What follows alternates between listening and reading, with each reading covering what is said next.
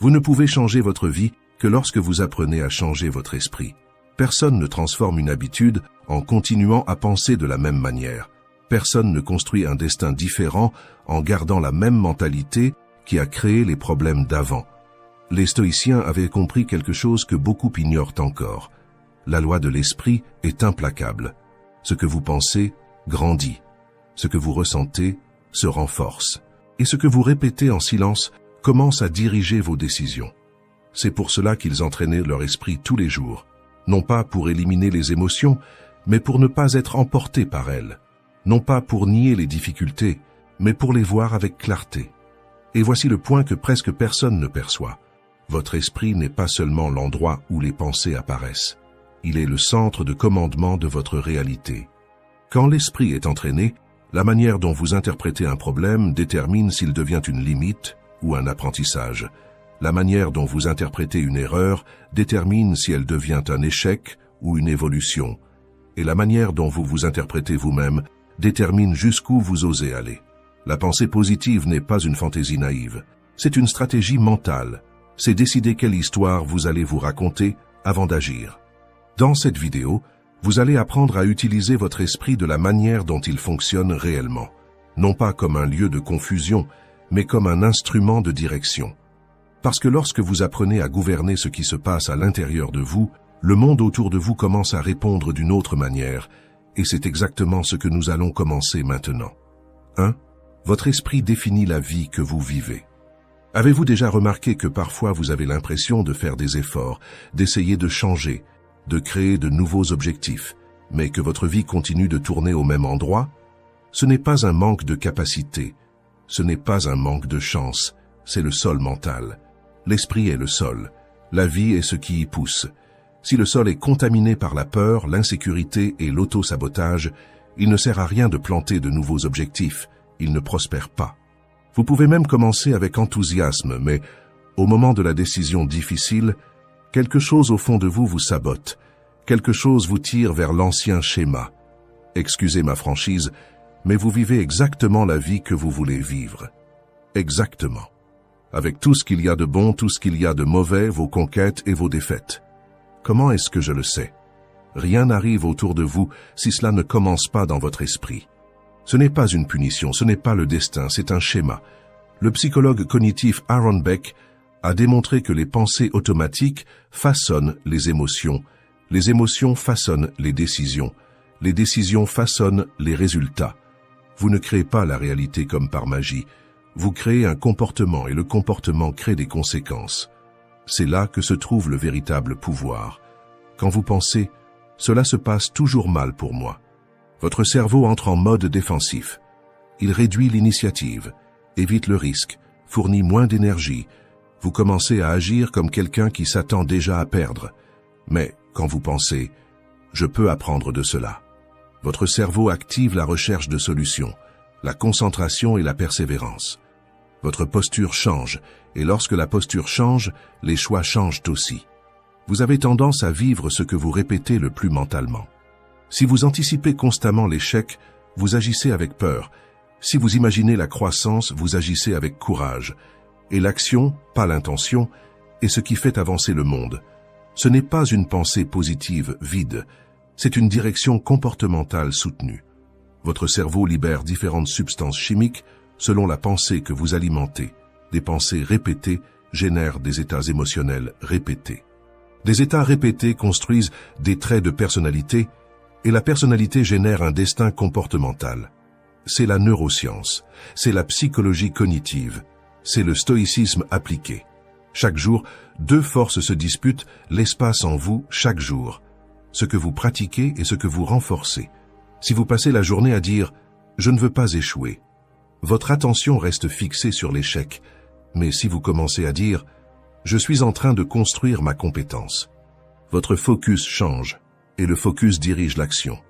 Épictète disait déjà « ce ne sont pas les choses qui nous troublent, mais le jugement que nous portons sur elles ».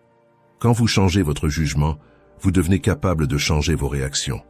Quand vous changez la réaction, le résultat peut changer. Et lorsque les résultats commencent à changer, votre histoire cesse d'être une répétition. C'est ainsi que la pensée crée des miracles. non pas parce qu'elle plie la réalité, mais parce qu'elle réorganise votre posture face à elle. Maintenant, je vous pose une question. Investissez-vous plus de temps à nourrir vos peurs ou à entraîner vos possibilités? La loi de l'esprit est implacable dans le sens suivant. Elle amplifie ce que vous pratiquez. Si vous pratiquez l'insécurité, elle grandit. Si vous pratiquez le courage, il se renforce. Et tout commence dans l'interprétation. Aujourd'hui, vous pouvez prendre une décision simple mais puissante. Arrêtez de répéter mentalement ce qui vous affaiblit et commencez à entraîner ce qui vous fait grandir. Écrivez dans les commentaires « Je change mon esprit, je change ma vie ». Parce que lorsque vous changez votre pensée, vous ne modifiez pas l'univers, vous modifiez votre trajectoire. Et une trajectoire soutenue dans le temps construit le caractère, la vertu et le destin. 2. Vous agissez au niveau de l'identité que vous avez construite. Vous n'agissez pas selon ce que vous désirez. Vous agissez selon ce que vous croyez être. Voilà le point. Vous pouvez vouloir le succès, la confiance, la reconnaissance. Mais si, au fond de vous, votre identité est celle de quelqu'un d'insécurisé, d'insuffisant ou pas aussi bon que les autres, vos décisions respecteront toujours cette limite invisible. Le désir ne construit pas le destin. L'identité le construit. Lorsque vous répétez « c'est trop difficile pour moi »,« je n'ai jamais été bon dans ce domaine »,« je n'ai pas ce que les autres ont », vous ne faites pas seulement vous défouler, vous êtes en train d'établir un plafond, et l'esprit respecte le plafond que vous déclarez. Ce n'est pas du mysticisme, c'est de la cohérence interne. Le cerveau cherche la cohérence entre ce que vous croyez et la manière dont vous agissez. Si votre identité est fragile, votre comportement sera prudent. Si votre identité est limitée, vos choix seront petits. Vous ne dépassez jamais très longtemps l'image que vous avez de vous-même. Pensez-y avec une honnêteté brutale. Quand vous vous comparez, ce que vous dites implicitement est « je suis derrière »,« je ne suis pas suffisant »,« je dois être quelqu'un d'autre pour avoir de la valeur ». Et chaque comparaison renforce cette narration. William James a écrit que l'être humain peut changer sa vie en changeant ses attitudes mentales. Aujourd'hui, nous savons, grâce à la neuroplasticité, que des pensées répétées renforcent des circuits neuronaux spécifiques. Le cerveau automatise ce que vous pratiquez. Vous devenez fluide dans ce que vous répétez. Vous répétez l'autocritique. Vous devenez expert pour vous diminuer. Vous répétez la croissance. Vous construisez une autorité intérieure. Et voici le tournant que peu de gens comprennent. Il ne s'agit pas de vous mentir à vous-même en disant « je suis incroyable » devant le miroir. Il s'agit d'arrêter de renforcer la version la plus faible de vous-même. Chaque fois que vous pensez « je suis comme ça », vous signez un contrat avec le passé. Mais l'identité n'est pas une sentence, c'est une pratique accumulée. Les stoïciens comprenaient cela en profondeur. Pour eux, le caractère n'était pas quelque chose de fixe, c'était quelque chose qui se cultivait. Le jugement est entraînable, l'interprétation est entraînable, la posture est entraînable. Et ce qui est entraînable peut être élevé. Quand vous commencez à déclarer « je suis en construction »,« je peux apprendre »,« je peux m'améliorer », votre corps répond différemment, votre posture change, votre énergie se réorganise, vos décisions gagnent en fermeté. Non pas parce que vous êtes devenu une autre personne du jour au lendemain, mais parce que vous avez commencé à agir selon une identité plus grande. Le miracle n'est pas l'impossible qui se produit. Le miracle est la cohérence interne, alignée avec la croissance. Vous n'avez pas besoin de devenir quelqu'un de nouveau. Vous devez arrêter de vous définir par d'anciennes versions de vous. Aujourd'hui, observez vos déclarations intérieures, pas les dramatiques, les automatiques. Parce que toute transformation commence exactement au moment où vous décidez que vous n'accepterez plus de porter une identité qui vous diminue. Écrivez dans les commentaires « Je choisis de grandir au-delà de mon ancienne identité ». Et comprenez ceci, ce que vous déclarez avec conviction devient votre limite ou votre nouveau niveau. 3. Doutez, critiquez, décidez. Savez-vous quelle est la plus grande erreur de celui qui est prisonnier d'un problème émotionnel? Ce n'est pas la douleur, c'est la croyance que sortir de cette douleur est impossible. La douleur ne paralyse pas autant que la croyance qu'elle ne passera jamais. L'anxieux ne souffre pas seulement de l'anxiété, il souffre parce qu'il croit qu'il ne se calmera jamais. Le dépressif ne souffre pas seulement de la tristesse, il souffre parce qu'il croit qu'il n'ira jamais mieux. L'insécurisé ne souffre pas seulement de la timidité, il souffre parce qu'il croit être né limité. Et quand l'esprit décide que changer est impossible, il coupe toute tentative. Voilà le véritable blocage. Albert Ellis, créateur de la thérapie rationnelle émotive, a démontré que ce ne sont pas les événements qui nous détruisent, mais les croyances rigides que nous construisons à leur sujet. Ce n'est pas le fait, c'est l'interprétation absolutiste du fait. Vous n'êtes pas vaincu par l'erreur. Vous êtes vaincu par le récit que vous créez après elle. Et c'est ici qu'entre en jeu un système simple, mais suffisamment puissant pour briser ce cycle. Douter, critiquer, décider. Rendons cela concret. Vous êtes timide et vous voulez apprendre l'anglais. Vous passez devant une école et vous pensez « Je n'en suis pas capable, je suis trop timide, je ne réussirai jamais à parler ». Vous voyez? Avant même l'action, vous avez déjà déclaré votre défaite. Maintenant vient la première étape. Douter. Pourquoi exactement je n'en serais pas capable? La timidité empêche-t-elle quelqu'un d'apprendre une langue ou rend-elle simplement le début inconfortable? Le doute affaiblit la certitude négative. Il ouvre un espace entre vous et la pensée. Le cerveau crée des récits automatiques pour maintenir une cohérence interne. Mais cohérence ne signifie pas vérité, cela signifie répétition. Quand vous doutez, vous brisez la continuité du récit. Deuxième étape, critiquer. D'où vient cette idée? Qui a décidé que seuls les extravertis apprennent? Combien de personnes timides parlent anglais aujourd'hui? Critiquer, c'est retirer la pensée de son piédestal. Elle cesse d'être une vérité absolue et devient une hypothèse examinable. Ce n'est pas une motivation bon marché, c'est une restructuration cognitive.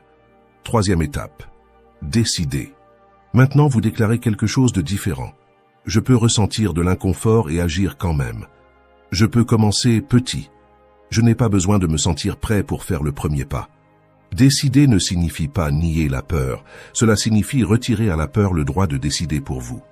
Et lorsque vous agissez différemment, vous créez une expérience différente. Une expérience différente génère des preuves. Les preuves génèrent une nouvelle croyance, et une nouvelle croyance construit une nouvelle identité. C'est ainsi que le miracle se produit. Non pas parce que l'univers a changé, mais parce que vous avez interrompu le schéma automatique qui vous maintenait au même endroit. La peur peut continuer d'être présente. Mais maintenant, elle ne gouverne plus. C'est vous qui gouvernez. Épictète enseignait « Dis-toi d'abord qui tu veux être, puis fais ce que tu dois faire ». La pensée négative n'a pas besoin d'être combattue avec panique. Elle doit être examinée avec fermeté. Vous n'êtes pas la première pensée qui surgit, vous êtes le juge qui décide si elle reste.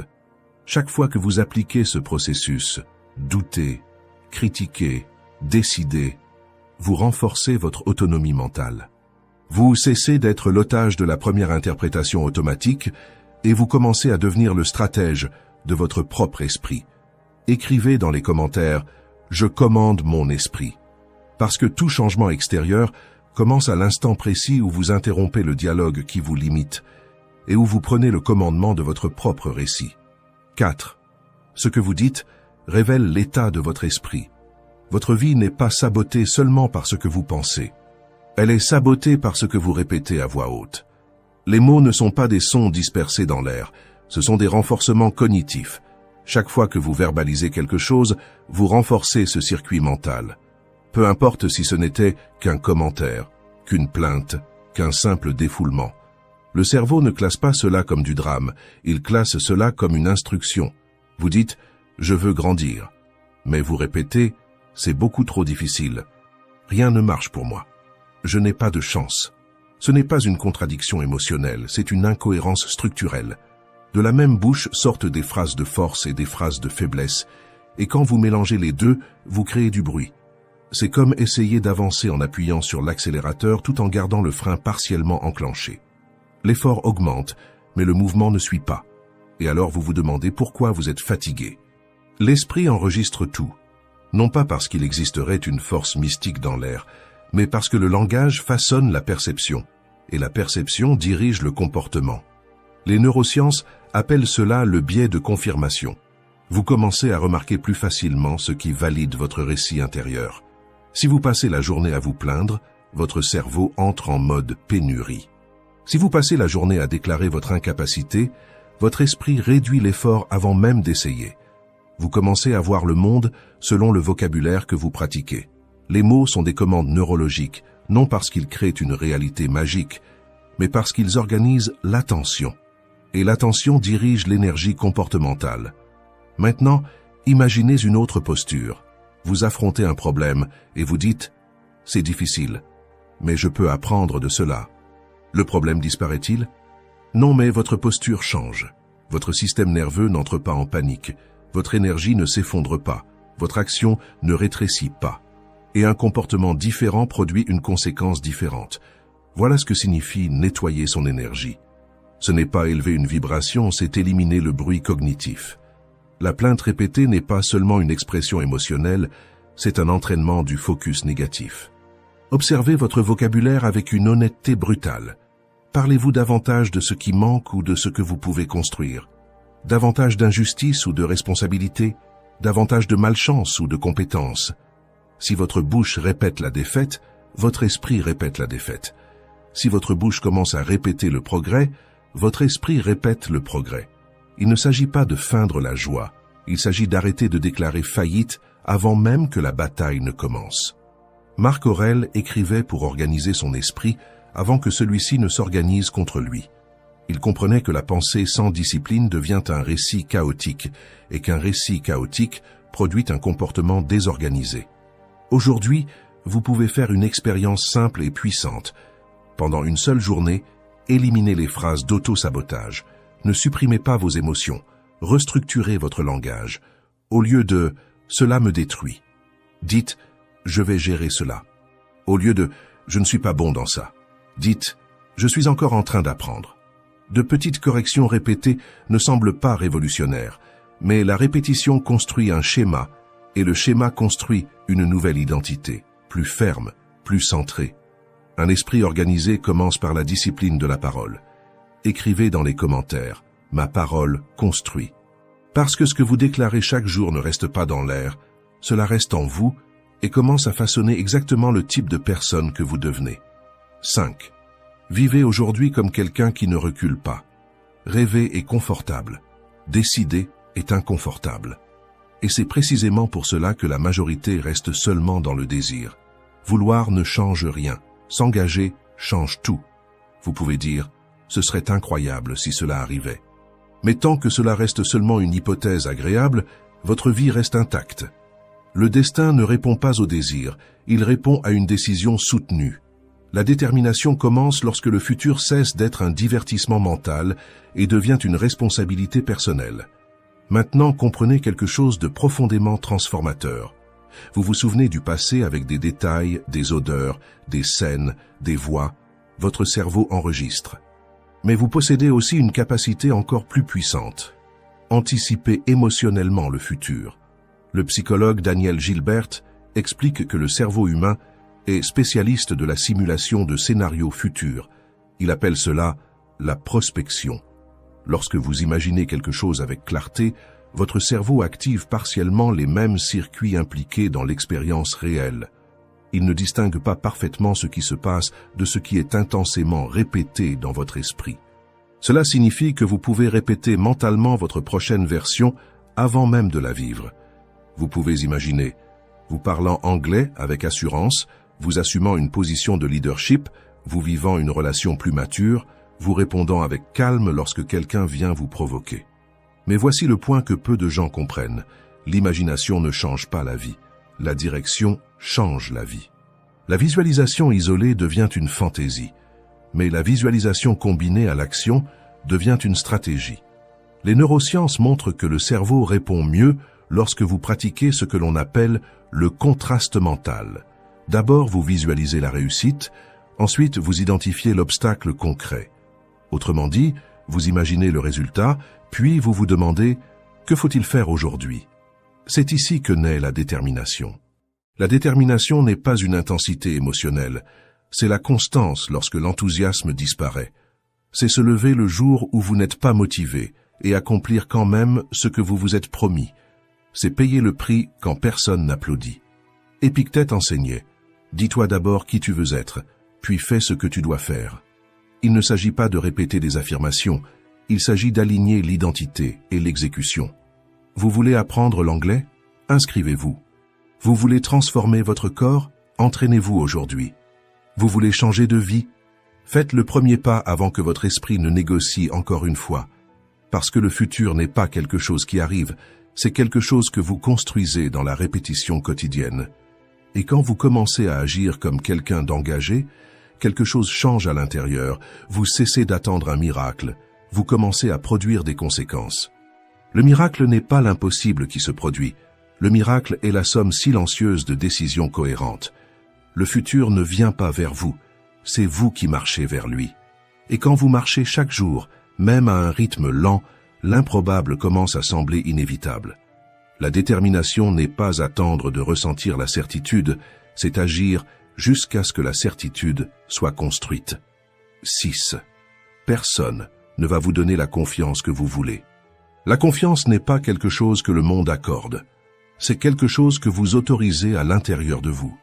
La plupart des gens traitent la confiance comme une récompense. Ils attendent des applaudissements pour se sentir capables. Ils attendent un compliment pour agir. Ils attendent une reconnaissance pour croire. Mais tout ce qui dépend des applaudissements est instable. Si votre confiance grandit avec l'approbation, elle meurt aussi avec la critique. Ce n'est pas de la confiance, c'est une dépendance émotionnelle déguisée. La vraie confiance ne naît pas dans le regard des autres, elle naît de la cohérence entre ce que vous promettez et ce que vous accomplissez pour vous-même.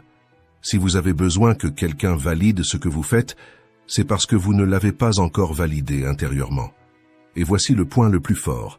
La confiance n'est pas la certitude de réussir, c'est la tolérance à l'erreur. Les neurosciences appellent cela l'auto-efficacité. La croyance que vous êtes capable d'exécuter les actions nécessaires pour faire face à des situations futures. Des études montrent que les personnes avec une forte auto-efficacité persistent davantage, affrontent mieux les défis et récupèrent plus rapidement. Non pas parce qu'elles sont supérieures, mais parce qu'elles croient qu'elles peuvent apprendre.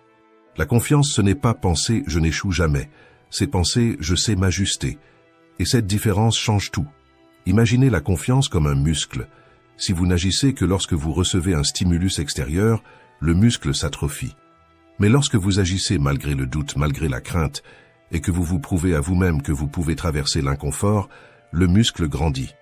C'est pour cela qu'un stoïcien construit sa confiance dans le silence intérieur, pas sur une scène. Maintenant, soyez honnête. Attendez-vous que quelqu'un déclare que vous êtes capable? Ou avez-vous déjà décidé d'agir comme quelqu'un qui l'est? Marc Aurèle a écrit « Regarde à l'intérieur ». À l'intérieur se trouve la source du bien, et elle peut toujours jaillir si tu creuses.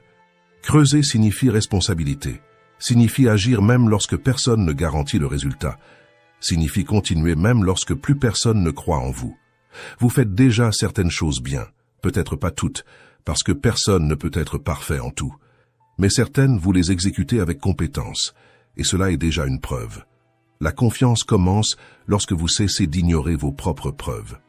Elle naît petite, lorsque vous tenez une promesse faite à vous-même, lorsque vous terminez ce que vous avez commencé, lorsque vous affrontez ce que vous repoussiez. Chaque action accomplie envoie un message intérieur. Je peux compter sur moi. Et rien n'est plus puissant que cela. Lorsque vous changez le dialogue intérieur, votre posture change. Lorsque votre posture change, vos décisions changent. Lorsque vos décisions changent, vos résultats changent inévitablement. Non pas parce que le monde a décidé de vous respecter, mais parce que vous avez cessé d'agir comme quelqu'un qui a besoin d'être autorisé. La confiance n'est pas quelque chose que quelqu'un vous donne, c'est quelque chose que vous soutenez. À partir d'aujourd'hui, n'attendez pas la validation, construisez des preuves. Décidez de faire confiance à votre propre capacité d'agir, abandonnez le besoin d'approbation, agissez comme un stoïcien, en construisant chaque jour votre valeur intérieure, en vous appuyant sur la vertu et le caractère. Et comprenez cela avec une clarté absolue. Lorsque vous apprenez à vous faire confiance, le monde cesse d'être un juge et devient une conséquence. 7. Se tromper fait partie de l'évolution. L'échec n'est pas ce qui vous fait tomber, c'est le sens que vous décidez de lui attacher. Deux personnes tombent dans la même erreur, l'une en sort plus petite et l'autre en sort plus lucide. L'événement était identique, mais l'interprétation était opposée. Et l'interprétation crée le destin comportemental. Lorsque vous transformez un échec en preuve d'incapacité, votre énergie diminue, votre posture se rétracte, votre esprit commence à éviter le risque. Vous commencez à agir comme quelqu'un qui doit se protéger et non comme quelqu'un qui doit évoluer. Mais lorsque vous interprétez l'erreur comme un ajustement de trajectoire, quelque chose change immédiatement. Votre esprit sort du mode défense et entre dans le mode analyse. Ce n'est pas une romantisation, c'est une stratégie mentale. Thomas Edison a été interrogé sur ses nombreuses tentatives avant que l'ampoule fonctionne. Il a répondu « Je n'ai pas échoué. J'ai découvert 1000 façons qui ne fonctionnent pas. » Cette phrase ne parle pas d'optimisme, elle parle de repositionnement cognitif. La psychologie moderne appelle cela l'état d'esprit de croissance. Les personnes avec un état d'esprit fixe voient l'erreur comme un verdict. Les personnes avec un état d'esprit de croissance voient l'erreur comme une donnée. Et les données n'humilient pas. Les données instruisent. L'échec n'est pas une sentence, c'est un retour brut. Maintenant, apportez cela dans votre vie. Vous essayez quelque chose et cela ne fonctionne pas. Votre esprit peut déclarer « Je ne suis pas bon dans ce domaine ». Ou il peut demander « Qu'est-ce que cela m'enseigne ? Où puis-je m'améliorer ?» La première réponse réduit votre identité. La seconde développe votre capacité. L'erreur ne réduit pas votre valeur, elle révèle où ajuster. Épictète disait que les difficultés montrent qui nous sommes, mais elles vont plus loin que cela. Elles montrent aussi où nous devons encore grandir. Et voici la partie que beaucoup évitent d'entendre. L'échec fait mal, et il doit faire mal. La douleur est le système d'apprentissage le plus efficace qui existe. Votre cerveau enregistre beaucoup plus fortement ce qui a généré de l'inconfort que ce qui a été facile. Un échec bien interprété augmente l'intelligence pratique. Un échec mal interprété augmente la peur, et la peur répétée devient un modèle. Vous pouvez sortir d'une chute en disant « Cela prouve que je ne suis pas capable ». Ou vous pouvez sortir en disant « Maintenant je sais quelque chose que je ne savais pas hier ». Recommencer avec une volonté doublée ne signifie pas nier l'erreur. Cela signifie utiliser l'erreur comme carburant. C'est regarder la chute et affirmer « Cela ne me définit pas, cela m'instruit ». La plupart des gens essaient une fois. Les personnes qui construisent quelque chose de solide ajustent, affinent, reviennent et insistent avec plus de clarté. Le miracle n'est pas de ne jamais tomber. Le miracle est de développer la capacité de transformer chaque chute en marche.